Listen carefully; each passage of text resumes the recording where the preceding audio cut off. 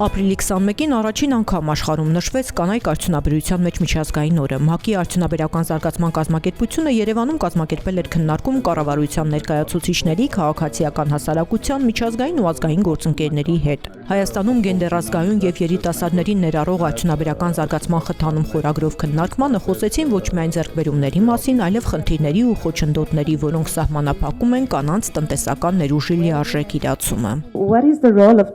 Հայաստանում ՄԱԿ-ի գործակալությունները համագործակցում են կառավարության եւ գործընկերների հետ գենդերային հարցերին արձագանքող քաղաքականությունն առաջ մղելու, հմտություններն ամրապնդելու եւ կանանց մասնակցությունն արդյունաբերության մեջ զարգացնելու համար։ Մեր առաջնահերթություններից է այս պահին ունենալ այնպիսի քաղաքականություն, որը որևէ խոչընդոտ չի ստեղծում կանանց համար, բացահայտել իրենց տնտեսության որևէ ոլորտում։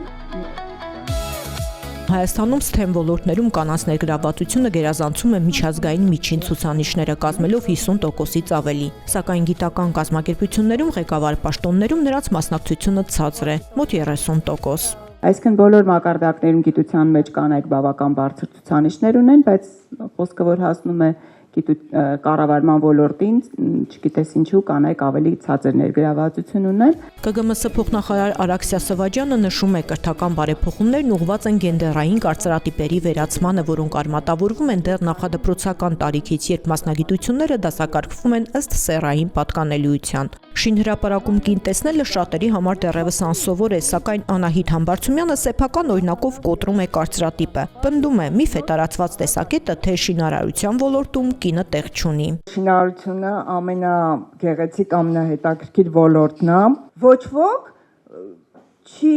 սահմանափակում կնոջ իրավունքները շինարարությունում։ Հաճախ հոգեբանական պատնեշներն ու ինքնավստահության պակասը թույլ չեն տալիս կանանց դիմել պատասխանատու հաստիքների համար, նույնիսկ եթե նրանք ունեն անհրաժեշտ գիտելիք ու պատրաստվածություն։ Նշում է ՄԱԿ-ի զարգացման ծրագրի գենդերային հավասարության պորտֆելի ղեկավար Ժաննա Հարությունյանը։ Ըստ նրա, դա առավել ակնհայտ է էներգետիկայի եւ ՏՏ ոլորտներում։ Էներգետիկայի ոլորտում մեր տարած աշխատանքները ընդհանրապես այս 2 տարվա փորձարկումը ցույց է տալիս, որ մոտ 33% այն կանանց, ովքեր մեր ծրագրերի շրջանակներում հնարավորություն են ունեցել վերապատրաստվել այդ ոլորտում, աշխատանք են գտել։ ՄԱԿ-ի բնակչության հիմնադրամի գրասենյակի ղեկավար Լուսինե Սարգսյանն ուշադրություն է հրավիրում չվարձատրվող աշխատանքի վրա։ Աշխարհում կանայք կատարում են 16 միլիարդ ժամ չվարձատրվող աշխատանք։ Սա նշանակում է, որ մենք ամեն օր գրեթե 2 դրույք ենք աշխատում։ Շատ խնդիրներ կան նաև աշխատավարձի ճեղքվածքի առումով։ Բոլոր փոփոխությունները, որի մասին խոսում ենք, նաև շատ կարևոր է, որ